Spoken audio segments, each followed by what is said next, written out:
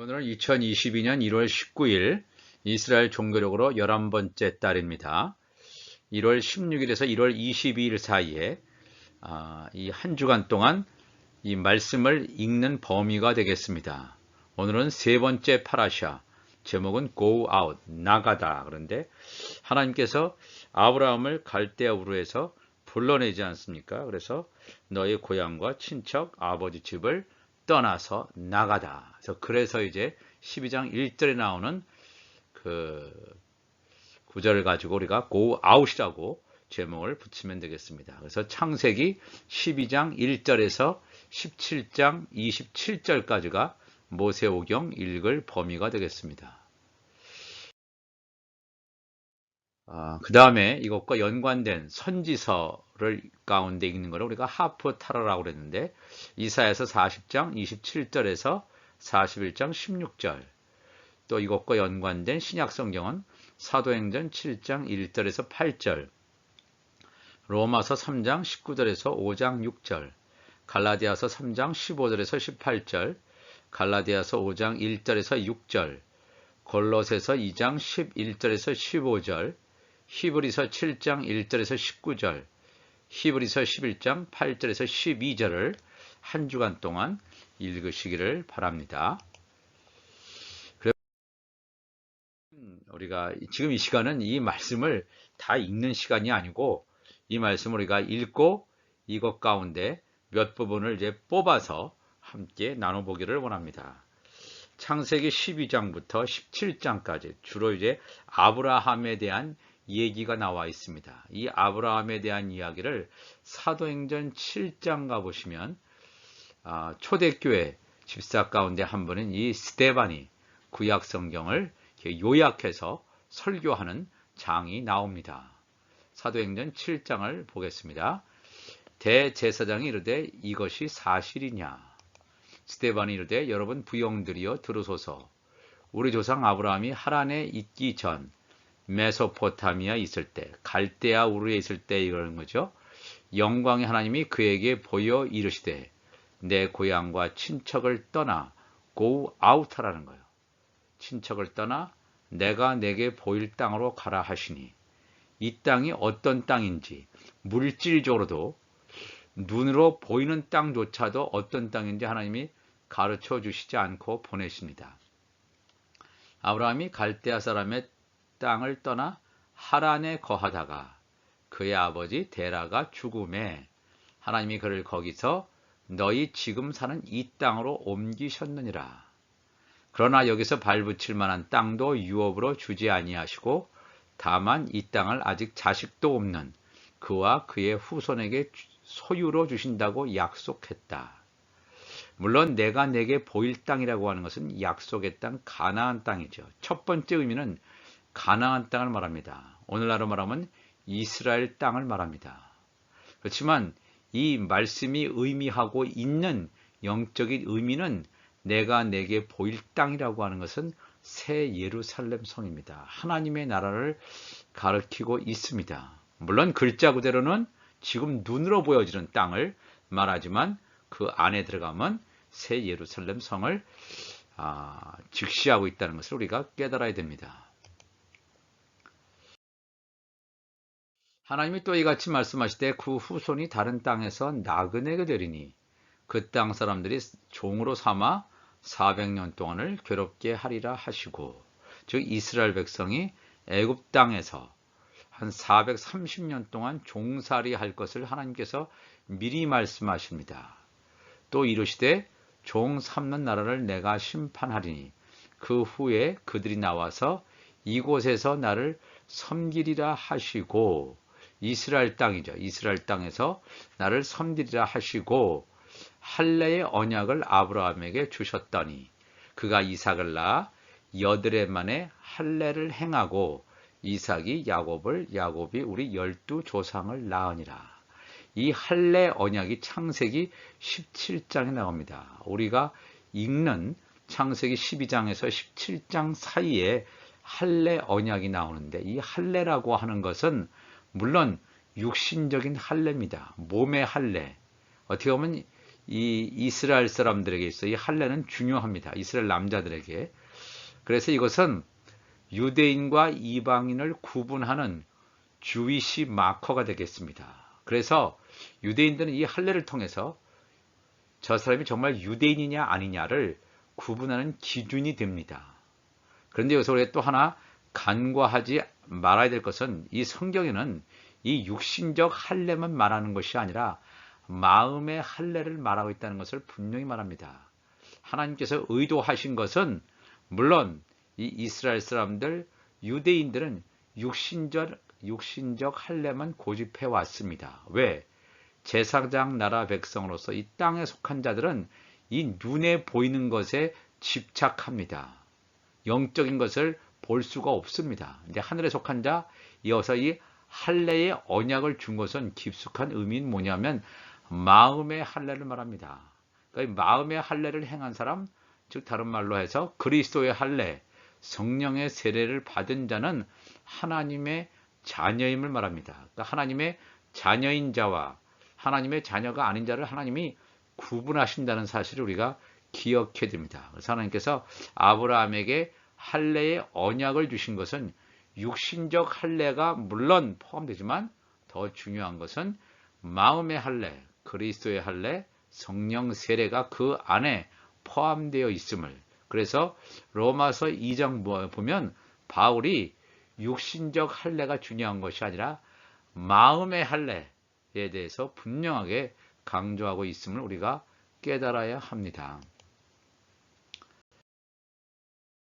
창세기 14장 17절 보시면 이 사건이 여러 가지 많은데 뭐 갈대아우르를 떠나서 약속의 땅에 오고 하는 이 여정이 창세기 12장에서 17장까지 나와 있습니다. 그러면서 이제 창세기 14장 보면 이제 어떠한 일이 벌어지냐 하면 전쟁이 납니다. 그 당시에. 그래서 이 전쟁 후에 창세기 14장 17 보면 아브라함이 그돌라 오멜과 그와 함께한 왕들을 쳐부수고 돌아올 때 아브라함이 전쟁에 참여하는 이유는 자기 조카 롯이 소돔 땅에 살고 있을 때 체포돼서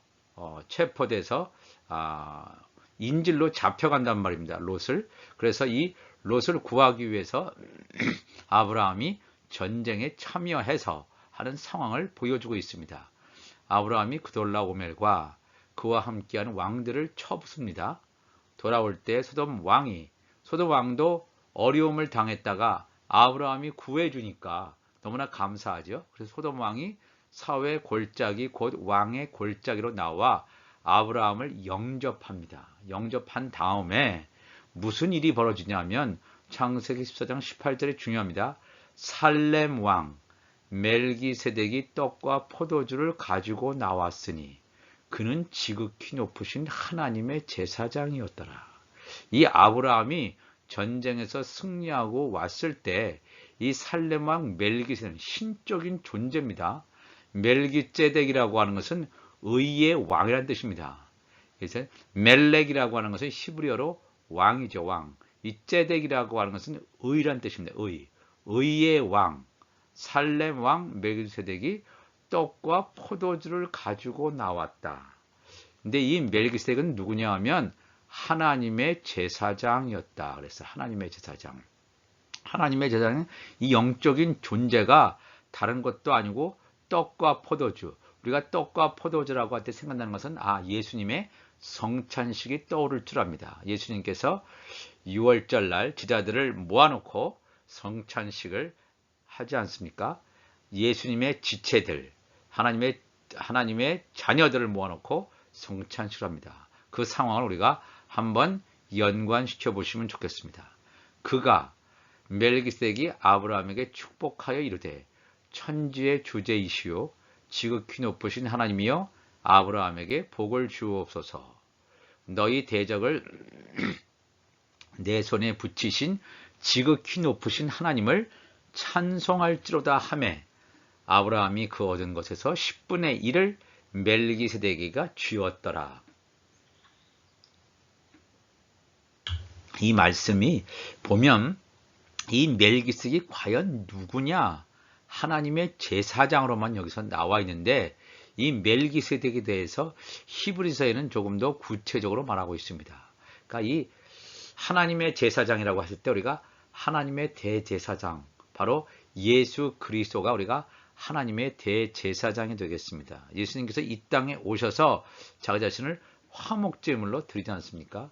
대제사장, 아론의 반차를 따른 그런 제사장이 아니라 멜기세덱의 반차를 따른 하나님의 영원한 제사장이 메시아 예수 그리스도가 되겠습니다. 그래서 창세기 14장 18절의 말씀은 멜기세덱 하나님의 제사장이 떡과 포도주를 가지고 아브라함에게 축복했다. 이것은 뭐냐면 아브라함에게 성찬식을 미리 보여주는 이 놀라운 사건을 여기서 말하고 있습니다.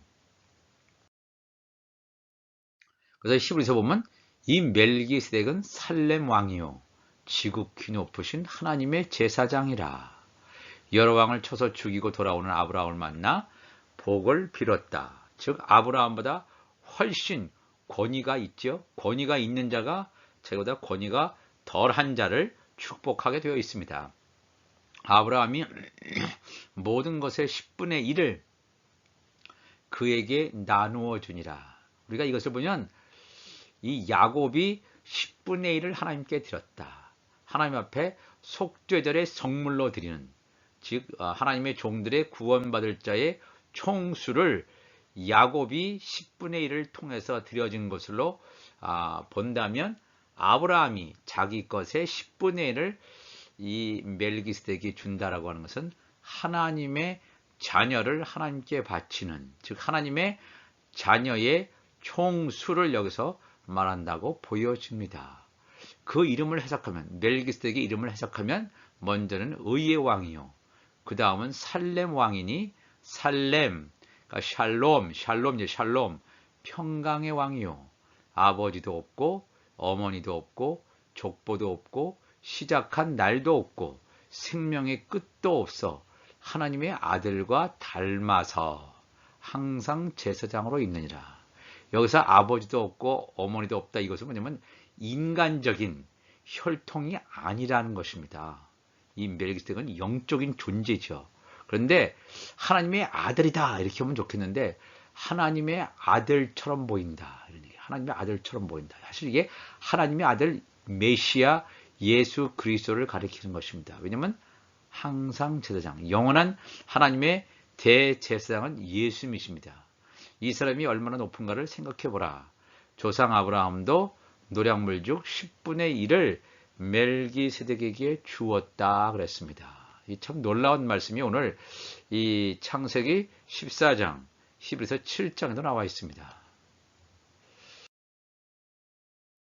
계속해서 히브리서 11장 가시면 아브라함에 대한 얘기가 또 나옵니다.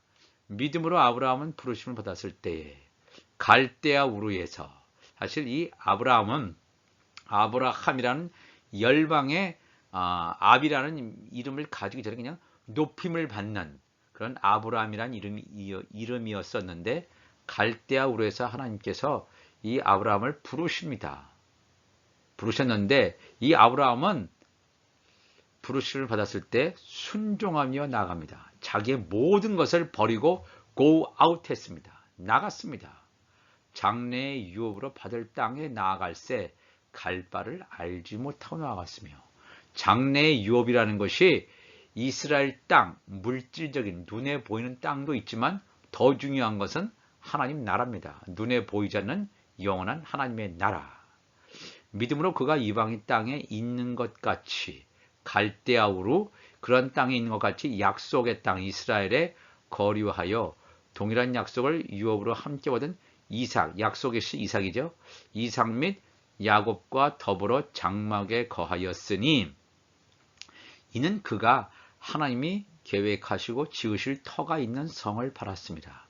약속의 땅에 왔는데도 불구하고 이 히브리서는 뭐라고 말하냐면 하나님이 계획하시고 지으실 터가 있는 성이라고 하는 것은 하늘나라를 말합니다. 새 예루살렘 성, 하나님이 계획하시고 지으실 터가 있는 그 성을 아브라함은 바라봤다는 것입니다. 그냥 어떤 이스라엘 땅에 와서 만족했다. 그런 것이 아닙니다. 믿음으로 사라 자신도 나이가 많아 단산하였으나 잉태할 수 있는 힘을 얻었으니 이는 약속하신 이를 미쁘신 줄. 우리에게 약속하신 자가 신실한 자구나 하는 것을 알았음이라. 이러므로 죽은 자와 같은 한 사람으로 말미암아 하늘의 허다한 별과 또 해변의 무수한 모래와 같이 많은 후손이 생육하였느니라. 아브라함의 4대 손이 돌아올 것임을 창세기 15장에서 말씀하죠. 하나님께서 아브라함과 맺으신 횃불 언약을 통해서 아브라함의 4대 손, 즉 요셉과 그 형제들, 요셉의 단과 형제들의 단, 하나님의 자녀들과 하나님의 종들이 돌아오는 때, 바로 우리가 사는 때입니다. 하나님의 자녀들은 나팔절에 구원받는다면 하나님의 종들은 속죄절의 성물로 구원받는다는 사실을 우리가 깨달아야 됩니다. 하늘의 허다한 별, 하늘의 허다한 별에는 하나님의 자녀들과 종들이 있고, 해변의 무수한 모래는 에돔의 후손과 같은 천국 시민들, 즉 이 하나님 나라 완성에 대한 사건을 히브리서에도 그대로 보여주고 있습니다. 로마서에 보면 또 이 아브라함에 대해서 말씀하고 있는데, 그런즉 육신으로 우리 조상인 아브라함이 무엇을 얻었다 하리요? 만일 아브라함이 행위로서 의롭다 하심을 받았으면 자랑할 것이 있으려니와 하나님 앞에서는 없느니라. 왜냐하면 사람이 행위로서 하나님 앞에서 의롭다 받을 수가 없습니다. 왜냐하면 사람은 죄인이기 때문에 하나님 앞에서는 의롭게 될 수가 없습니다. 성경이 무엇을 말하느냐? 아브라함이 하나님을 믿음에 그것이 그에게 의로 여겨진 바 되었느니라. 전혀 손에 잡히지 않고 눈에 보이지 않았지만 하나님께서 하신 말씀을 믿었습니다. 이게 바로 믿음입니다.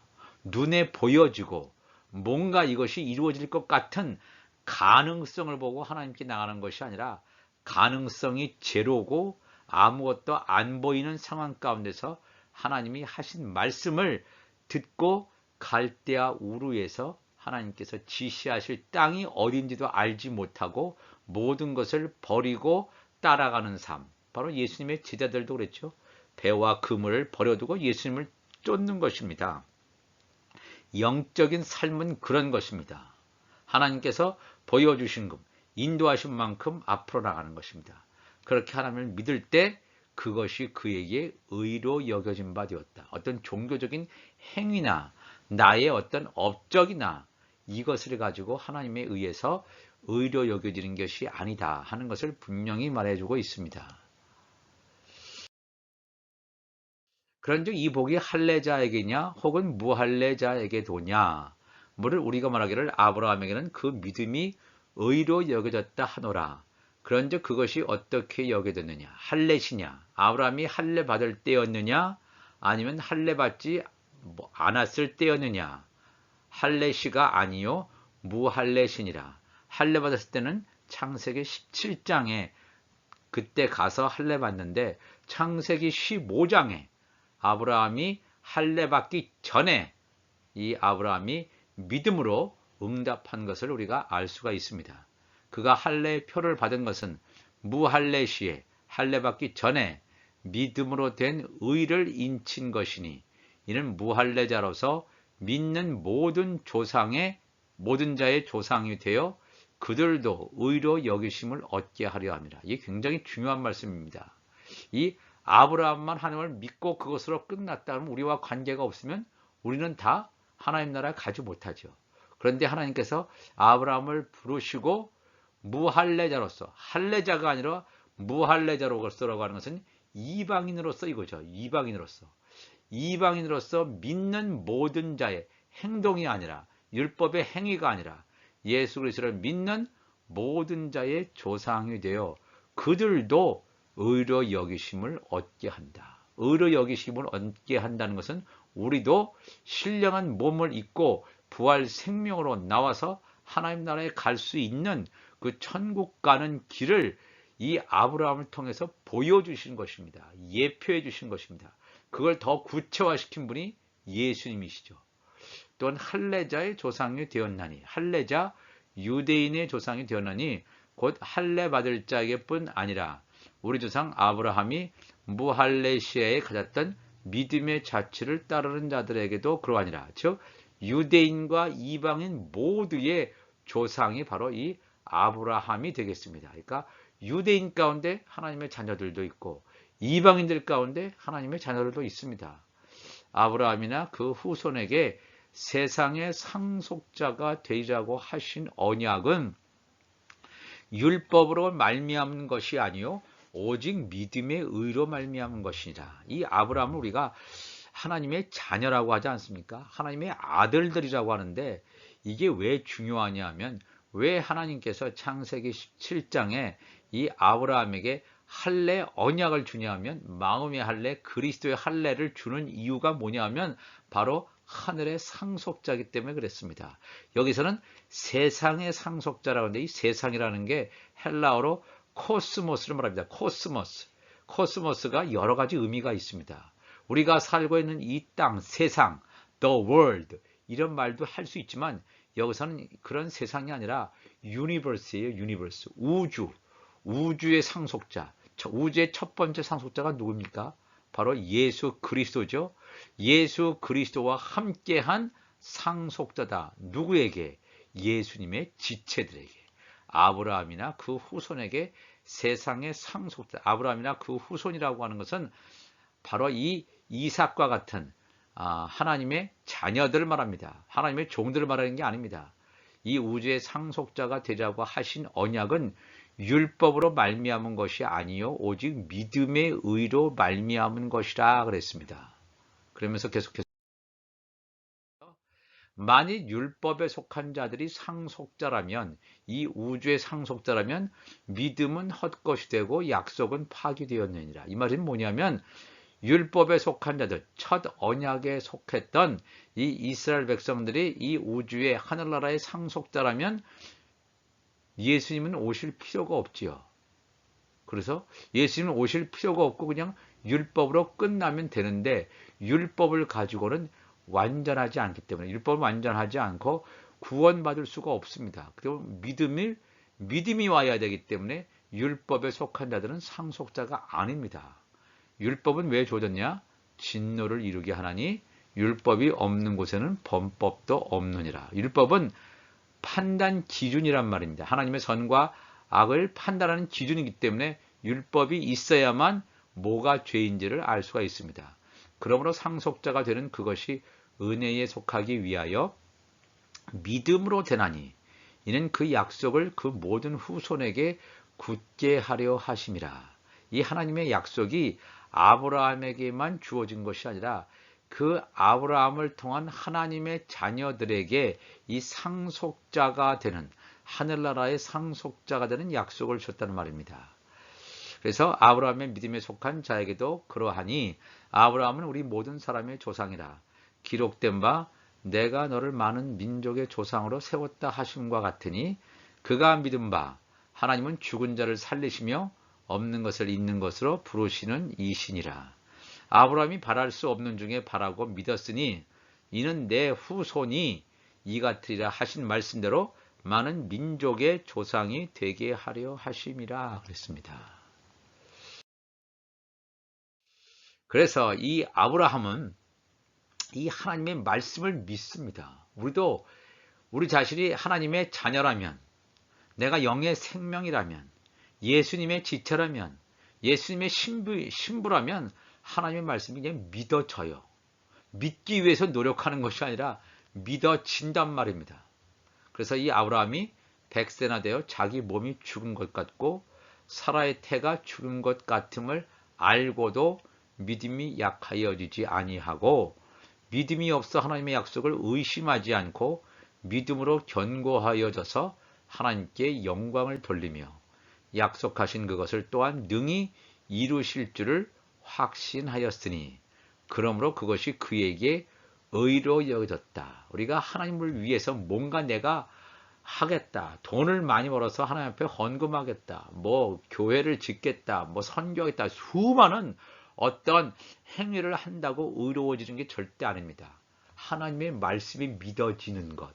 바로 그것이 의로 여겨진다는 것입니다. 그에게 의로 여겨졌다 기록된 것은 아브라함만 위한 것이 아니다. 바로 이것이 복음이죠. 아브라함만 위한 것이다. 그러면 우리는 뭐예요? 다 소용없는 거예요.